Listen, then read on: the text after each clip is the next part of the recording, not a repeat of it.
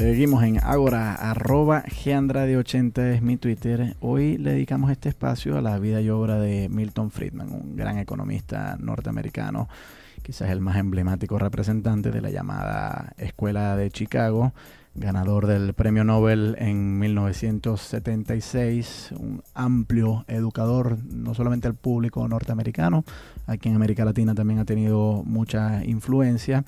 Y la Friedman Foundation for Educational Choice es una institución encargada de promover las ideas de Milton Friedman. Ha organizado, en el marco de la conmemoración de su nacimiento, que se celebra en este mes de julio, el Friedman Legacy Day, el Día del Legado de Milton Friedman.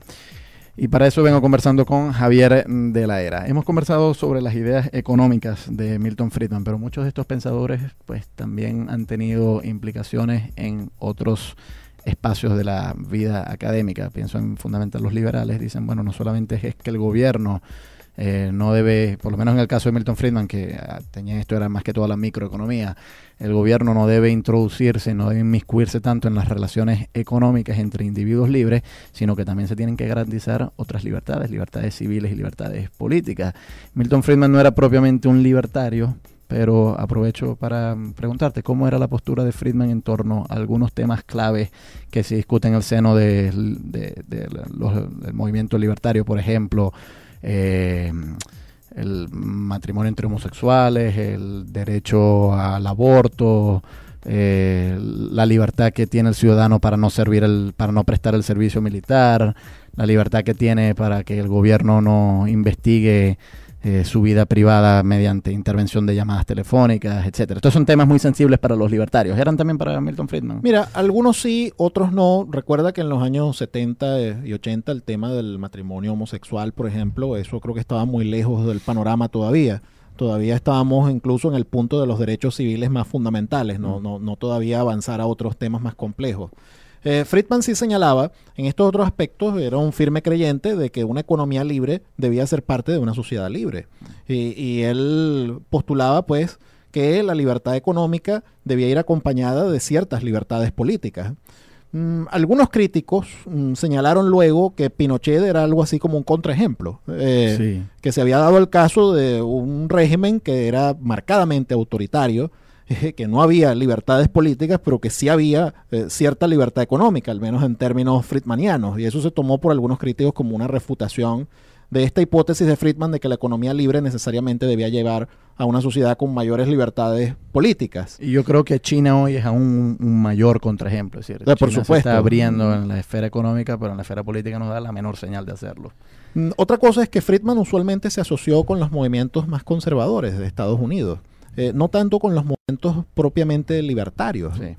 Los movimientos libertarios, por ejemplo, planteaban cosas mucho más radicales. Sí, planteaban la liberalización del aborto, la liberalización de las relaciones de pareja de cualquier manera que las personas lo quisieran.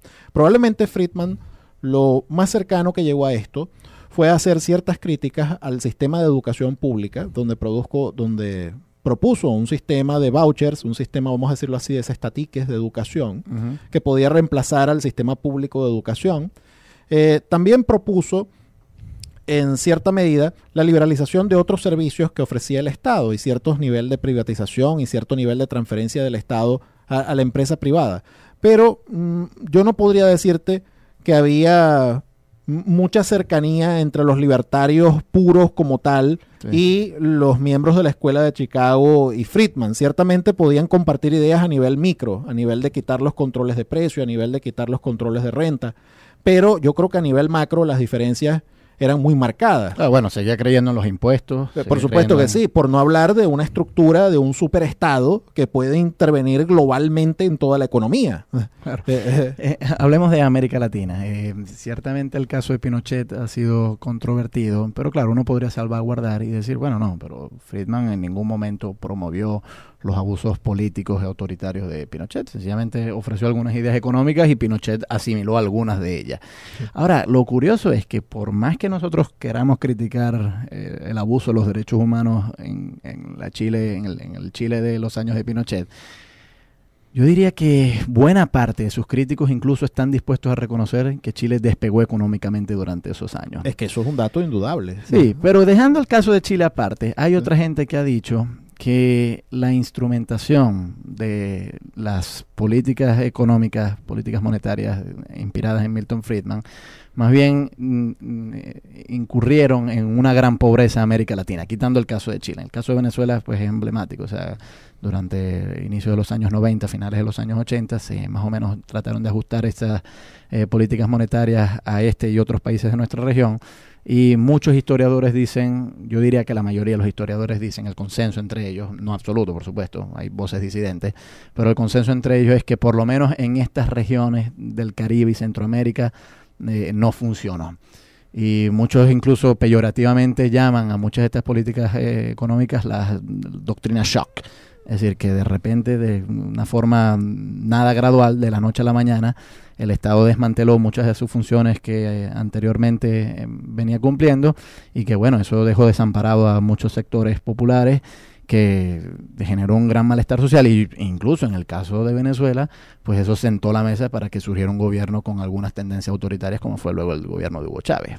Sí, ciertamente lo que ha ocurrido en Latinoamérica, más que todo en los años 90, pues se le ha achacado a las políticas liberales derivadas de estos pensadores, de Milton Friedman y de otros.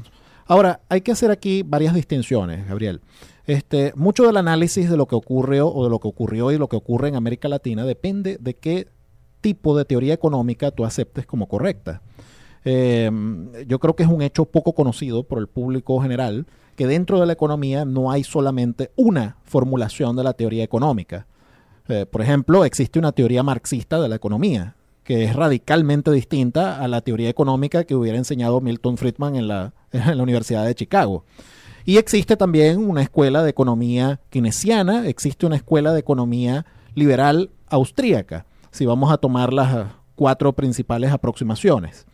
Ahora, en la formulación de la teoría económica de la escuela austríaca, Ludwig von Mises, Friedrich von Hayek, que fue también otro premio Nobel en los años 70, y Murray Rothbard, el más famoso defensor y popularizador después de Ludwig von Mises, pues la aproximación de Friedman a la economía está radicalmente errada y va a producir justamente los efectos que produjo en Latinoamérica. En ese sentido, los economistas de la tradición austríaca estarían de acuerdo en que sí, las políticas neoliberales de los años 90 sí fueron mal llevadas, sí, porque liberaron algunas partes, pero presumieron que podían dejar un Estado súper interventor que podía manejar los aspectos macro.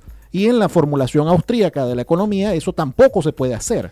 Así como sospecho que ese es el problema que siempre vamos a encontrar con aquellos pensadores que en aras a la moderación no se van ni a un extremo ni al otro y a la final reciben críticas de ambos extremos. Porque Milton Friedman ha recibido críticas tanto de los socialistas y keynesianos, pero también de los de aquellos que se adhieren a la escuela, la traducción austríaca de economía. Javier, muy agradecido por haber venido. Gracias por la invitación. Agradecemos también a la Friedman Foundation for Educational Choice, que nos ha brindado un gran apoyo para la organización de este programa en honor a Milton Friedman en el marco del Día del Legado de Friedman, el Friedman Legacy Day. Esto es una actividad que se organiza en 90 países del mundo este año 2013.